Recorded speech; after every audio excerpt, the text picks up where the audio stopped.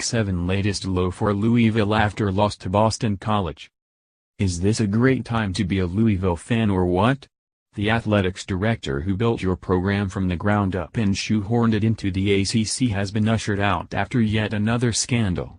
Your legendary basketball coach has gone away in disgrace, leaving behind an uncertain future and potentially crippling fallout from the FBI investigation into college basketball. And that's less than a year after the 2013 National Championship banner was ordered to be taken down by the NCAA for yet another embarrassing episode involving stripper parties and escorts for recruits. The Louisville brand has been exposed as morally bankrupt on every level. Even its signature accomplishment as the most profitable basketball program in the country has been defrocked to some degree, as reporting from the Courier-Journal exposed that the financial picture wasn't nearly as rosy as the school made it out to be.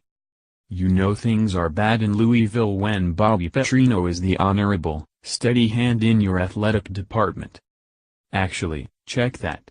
The best thing Louisville has going for it right now, by far, is Lamar Jackson. Sadly, his presence there is quite temporary. Barring something unforeseen, Jackson is down to the final 6 games of his college career before heading off to the NFL. Jackson is alone in more ways than one as the shining beacon of Louisville athletics right now. Without him, one can only imagine what kind of shape Petrino's program might be in. The new low for Louisville came Saturday in a 45-42 loss to Boston College. And though while the Vegas odds may have indicated this was a huge upset, it wasn't much of a surprise. The trend lines have been very clear for Louisville dating back to the end of last season when people started figuring out that its offensive line was bad. Including those games, Louisville has lost 6 of its last 9 against FBS opponents and may legitimately be in danger of missing a bowl game. With road games at Florida State and Wake Forest coming up, there won't be a huge margin for error on the back half of the schedule.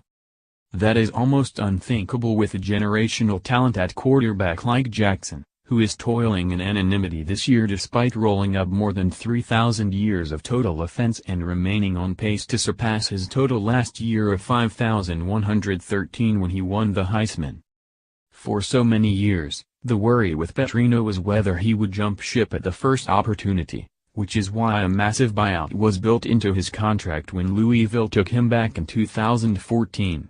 But when you look at the body of work in his second go-round and his inability to surround Jackson with the kind of players necessary to win big, don't you kind of have to wonder whether his best days are behind him? Or, if he stays at Louisville next year without Jackson, what exactly is this program going to look like? For a fan base that is already suffering from the sins of its supposed leaders, this spiral into football irrelevance may be the most infuriating development of all. Disclaimer: this isn't a ranking of worst teams, worst losses or coaches whose jobs are in the most jeopardy. This is simply a measurement of a fan base's knee-jerk reaction to what they last saw. The way in which a team won or lost, expectations vis-à-vis program trajectory and traditional inferiority complex of fan base all factor into this ranking. 5 Most Miserable. Louisville. In the off-season, a couple of coaches familiar with Peter Sirmon's work in the SEC reached out to the Misery Index to express dismay that Petrino would hire him as the Cardinals' defensive coordinator. Last year, his defense at Mississippi State was a disaster, and the feeling around the league was that Dan Mullen got the way better end of the deal by swapping him out for Todd Grantham, who was Louisville's defensive coordinator last year. That has proven to be accurate. Louisville ranks 62nd in total defense and 84th in scoring defense, down from 14th and 31st, respectively, in those 2 categories last year. Not to put that all on Sirmon, because some very talented defensive players Charlie Strong recruited years ago have cycled out of the program, but it's a huge part of the problem. And Louisville's inability to get stops or big plays like sacks, 2.0 per game, or interceptions, 5 this year, just isn't providing enough extra possessions for Jackson to put on his Superman cape. Louisville radio host Mark Ennis tweeted during the game that outraged fans were turning and yelling up at the coach's boxes, which is something he'd never seen in many years of covering the team. Unless there's a quick fix on defense, It's probably going to be a familiar theme the rest of this season. Tennessee, volume fans have mentally moved on from Butch Jones, and it's likely a good percentage of them were probably rooting for South Carolina on Saturday to go ahead and finish him off. As of Sunday afternoon, that hadn't happened officially, and may not for several more weeks, but the point of no return seems to have been breached. We have to allow for the likelihood, however, that a coaching search might be even more frustrating for Tennessee fans than the product on the field the last couple years. Because unfortunately for John Currie, it seems this fan base will not be happy unless he hires one of three people: John Gruden, Chip Kelly or Bob Stoops. The cold, hard reality for Tennessee is that only one of those three is a viable candidate, Kelly, and even then a lot of folks with insight into his coaching desires are skeptical that he fits in the SEC. Kelly is more of a blend-in type than someone who would embrace a fishbowl job like Tennessee, and if that's how he views his next destination, somewhere in a big market like Arizona State or UCLA would make a lot more sense. And if Tennessee can't land any of those three, the drop-off is pretty significant. Does Greg Schiano fire you up? Can you snag Scott Frost out of Central Florida before Nebraska does? What about Memphis Mike Norville, SMU's Chad Morris or Alabama Birmingham's Bill Clark? Contrary to popular belief in Knoxville, this will not be an easy search. And unless Currie can pull a rabbit out of his hat, volume fans need to prepare themselves for the possibility they'll end up with a second-tier guy. Florida, if you hang around Las Vegas enough, you're bound to eventually sit at a blackjack table with somebody who plays the wrong hand every time but somehow keeps winning. When they hit on 15 against a dealer showing the 6 card, a 5 magically comes out. Then the next hand, they'll decide to stay on 13 against a king, only to have a 4 revealed as the underneath card, making the dealer go bust. Playing on nothing more than intuition, this run of luck will go on for hours and hours while the winnings will stack up, and that person will leave the table thinking they've got the game figured out while you've lost money playing every hand by the book. Similarly, Florida football has been on a 2-year heater of winning SEC games in ways that defy the odds.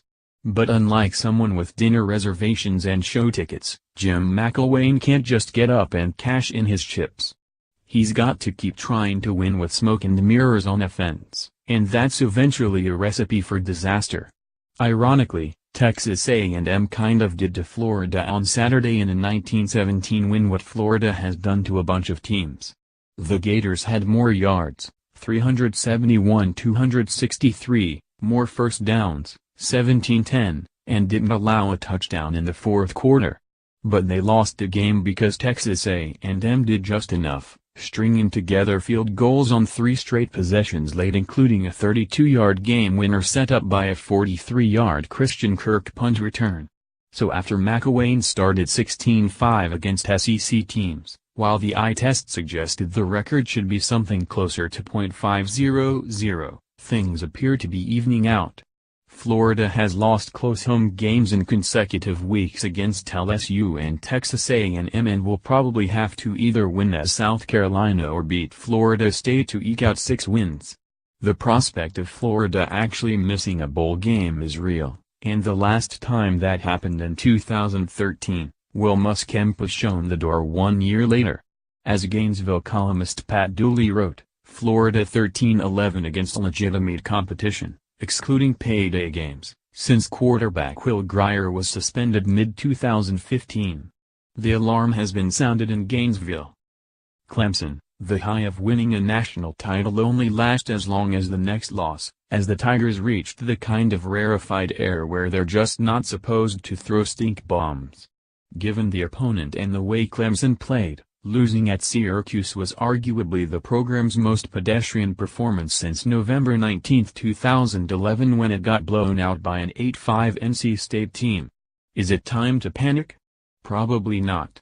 Clemson has played well against quality opponents enough times this season that Syracuse was probably an outlier. And yet, a fan base that quite enjoys its nouveau riche status among the Blue Bloods has questions. As it should. Why was quarterback Kelly Bryant playing at all if he couldn't run? Why didn't highly touted freshman quarterback Hunter Johnson even get a sniff when Zerrick Cooper wasn't getting the job done and missing receivers at times by 15 yards? What happened to the dominant defensive front from the first half of the season? And most of all, will this significantly harm Clemson's playoff chances? That remains to be seen, but we know Clemson's margin for error is now gone. Heck, it probably won't even win the ACC Atlantic unless it goes on the road and beats NC State. If Clemson gets that done, all will be forgiven. But it has to be a strange feeling to watch a team that was so locked in for big games suffer a complete and uncharacteristic letdown against Syracuse. Washington, given the hullabaloo last week between Chris Peterson and ESPN over the Huskies playing so many night games, it was ironic that they coughed up the biggest hairball of Peterson's career Saturday well after midnight on the East Coast, in ESPN's designated #12 After Dark time slot. Even on a weekend of insane results, this one was on an entirely different level. Arizona State 13, Washington 7. Most of the time we can look at unexpected results and at least come up with some kind of explanation, a way to make it make sense in retrospect. But here? We've got nothing. Washington's defense played fine, shut out Arizona State in the second half, limited the Sun Devils to 285 yards for the game. But its offense just face-planted in the desert to the tune of 230 yards, 3 of 14 on third down, and a bunch of punts against a defense that ranks 105th in FBS.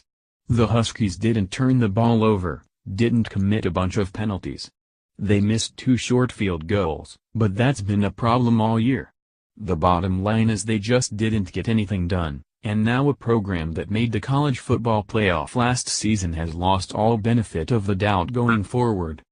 What Washington should be most outraged by is the ridiculously soft non-conference schedule that was put together the last 2 years, giving the Huskies no margin for error and their critics plenty of ammunition.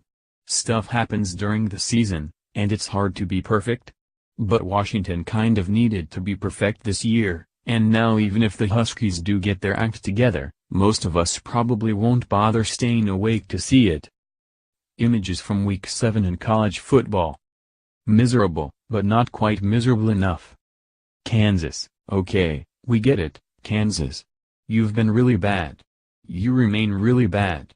And you're probably going to continue being bad for a while. But when is enough enough? At some point you become numb to the weekly beatdowns, but this can't go on forever.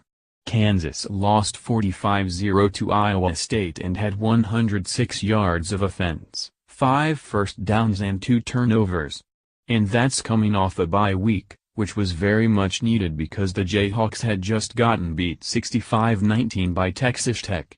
As Doug Gottlieb, at Gottlieb Show, tweeted, "Man, Adidas should be allowed to buy #K.U. Some football player." You hate to think that changing coaches every 3 years is the answer, but David Beatty is sitting on a 3-27 record with just 1 win against an FBS team. Of course, athletics director Shion Zinger hired Beatty and also fired Charlie Weiss, whose 6-22 record looks downright elite by comparison. Rarely does an ad get to make 3 football coaching hires in 6 years, so who knows how this will play out. But this level of awful can't go on forever. Nebraska, Brent Bloom, who does some Iowa State play-by-play work, had a terrific observation on Twitter, at Brent Bloom, during the Huskers' 56-14 loss to Ohio State. Watching Nebraska now is like seeing a once popular band play at the free stage at the state fair, he tweeted. That's exactly right. Nebraska football used to be the act that could fill any stadium in the world but has steadily worked its way down from there, to the suburban arenas and amphitheaters to the Atlantic City casino circuit and now finally to shows where people show up mostly for the cheap beer and because there's really no other entertainment options in town. Nebraska isn't even in the same stratosphere as teams like Ohio State and Wisconsin right now. And any notion that Mike Riley is going to be welcomed back next year is fading fast. Bill Moos was hired Sunday from Washington State as the new athletics director to start the process of fixing the football program. Until then, Nebraska fans will have to talk themselves into getting fired up to see if they can just beat Purdue. Georgia Southern. Some fans on social media were calling it the lowest moment in program history, and who are we to disagree? The Eagles have had only one truly awful season in the modern era, a 3-8 debacle under Brian Van Gorder in 2006, who left after 1 year before they had a chance to fire him. But this may, indeed, be worse after losing at home to New Mexico State, 35-27, and falling to 0-5.